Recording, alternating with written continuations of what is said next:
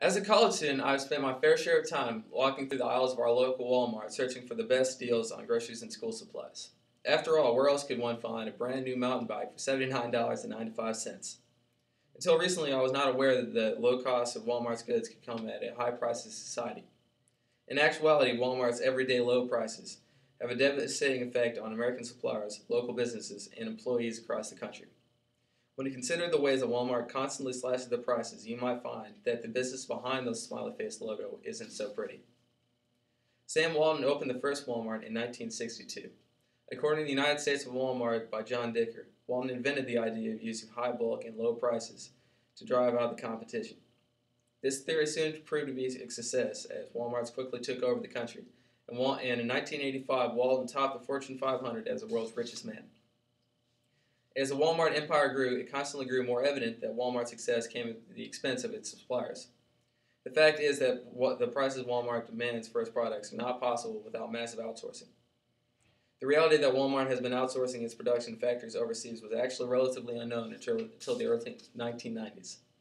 In fact, no one seemed to notice the hypocrisy of Walmart's old Buy American slogan until the company was exposed on a segment of Dateline NBC. In January of 1993, over 14 million Americans watched as Brian Ross confronted David Glass with clothing labeled Made in the USA. The clothing had in fact been made in Bangladesh and falsely labeled as American made. A clip was then shown of children working in a sweatshop in Bangladesh stitching this label into similar clothing sold at Walmarts across the country. Walmart then quickly dropped its Buy American campaign and began outsourcing more and more of its productions to factories overseas. Walmart has outsourced most of its production in the process by which the company forces its suppliers to lower its prices until outsourcing is the only option. Charles Fishman explains this process in his article, The Walmart You Don't Know. He explains that Walmart's officials force their suppliers to reduce the price of their products year after year, or their products will be taken off the shelves. Kerry, a partner at Bain & Co., a management consulting firm, told Fishman that year after year for any product that is the same as the product you sold them last year, Walmart will say, here's the price that you gave me last year. Here's what I can get a competitor's product for. And here's where I can get a private label version for. I want to see a better value that I can bring to my shopper this next year, or else I'm going to use that shelf space differently. Because of this pressure to lower prices, every company that Walmart does business with lowers its price margins until they're almost non-existent, reduces the quality of their products, and eventually must lay off their American manufacturers in order to move their factories overseas. These suppliers have no choice but to comply because Walmart makes up a huge market share for all the products it sells. For most of these companies, Walmart buys at least 25% of its products, and to lose this customer means going out of business. Without this process, Walmart would not be able to give its customers the everyday low prices they love. Other major retailers cannot force their suppliers to reduce their prices like Walmart, but instead must follow in Walmart's trail of supplier outsourcing in order to stay competitive. Because Walmart constantly reduces their prices and its competitors are always a step behind, products at Walmart are an average of 14% lower in cost than average major retailers. In this way, Walmart's drive for even lower prices drives American factories overseas. Huffy is a well-known bicycle manufacturer that has become a symbol of American craftsmanship. Even this company has resorted to outsourcing due to Walmart's demand for everyday low prices. Huffy has been doing business with Walmart well before globalization took over in the United States. One year, Walmart executives told Huffy that they needed to produce an inexpensive, lower-quality bicycle. Although their impressive high-quality bicycles had already been selling very well that year, Huffy complied. These new inexpensive bikes flew off the shelves, and Walmart demanded that Huffy manufacture 900,000 more of the new low-end bicycles. Huffy, however, only had enough factories to produce 450 of the new bicycles, along with the continued production of the previous models. So, Huffy, in order to keep its business with Walmart, actually stopped production of its high-end models to be able to fill Walmart's order for the inexpensive bicycles. Walmart was and is, after all, the largest bicycle retailer in the world. These new bikes sold like crazy, but the price margin was not nearly as high as the Huffy's previous bicycle models. Walmart, however, did not stop there. As time passed, Walmart demanded continuously lower prices for these new bikes. Huffy was in a major bind. Because they had switched all of its factories of production to making these new low-end bikes, the company needed the high bulk sales of Walmart in order to make a profit. When the price margins got too low, Huffy was forced to start outsourcing his factories in Mexico, Taiwan, and China in 1990. And in 1991, just 6 years after Walmart's Buy American campaign, Huffy had made its last bicycle in America.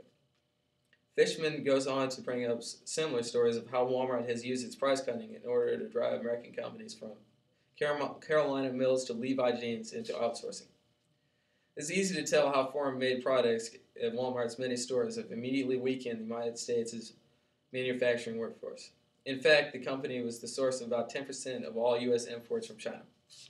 It is also known that Walmart imports a vast majority of its products, but Walmart will never expose the actual percentage or cost of its imports. However, the damage to American factories does not end there. Once Walmart suppliers start outsourcing their production to factories overseas, other companies such as Kmart, Sears, and Target must do the same in order to stay competitive. In this way, the standards for the products bought in this country are lowered across the market to make way for lower prices. Walmart's relentless pursuit of lower prices is not specifically damaging to their suppliers, though. Walmart has long been known to devastate the businesses located in the downtown areas of small to medium-sized towns. Many studies show that Walmart directly causes the many family-owned businesses to go out of business. It is clear that the massive amount of sales at Walmarts must be taken from other businesses. Studies have shown that for each Walmart supercenter that is open, an average of 4 small retailers are put out of business. This is not surprising considering the massive size of the big box supercenters. The harsh reality is that most consumers will not pay for the unique products offered at mom and pop stores when they can get similar products at nearly half the price at Walmart. Another study shows, not surprisingly, that Walmart is the direct cause of 50 to 70% of the decrease in small American retailers from the late 1980s to the late 1990s. If Walmart continues to grow at this rate, the family-owned retailer will become completely extinct in the United States. America is built on the belief that with hard work and ingenuity, any individual can achieve success. Much is lost in the fabric of America when the small-town business owner is unable to realize his dream.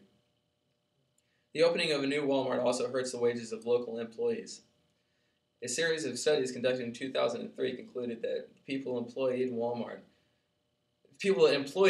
are paid 31% less and are 25% less likely to be offered employer-sponsored health insurance compared to the national average of large retailers. Union protection has proven to be the only force that can protect workers from these low wages, but Walmart has done everything in its power to shut down attempts at starting this union. Walmart actually produces manuals on busting union support, such as a manager's toolbox to remaining union-free. There is, therefore, no union for Walmart employees, and there is very little hope for reorganization in the future. Because if employees of Walmart are paid less, they can only afford the low-priced products at Walmart, therefore perpetuating the company's harmful dominance. Walmart pays its employees so little because, according to its business model, high wages are seen as needless spending. Walmart is also responsible for the displacement of many American retail jobs. Because Walmarts are such huge stores that are able to sell such a large variety of products, it requires fewer workers to supply the consumers in a given town with the retail goods they need. There is no doubt that Walmart is the best at what it does, slashing prices. This talent has resulted in the company becoming the undisputed largest retailer in the world, being the top seller of everything from jewelry to groceries. From the very first Walmart in 1962, the company has always strived for the lowest price possible, regardless of the ramifications. If the average American consumer knew of the community impact of Walmart, they might smile a great deal less. Walmart's cause outsourcing the loss of small businesses and hurts their employees. So the next time you go grocery shopping, try to avoid shopping at Walmart.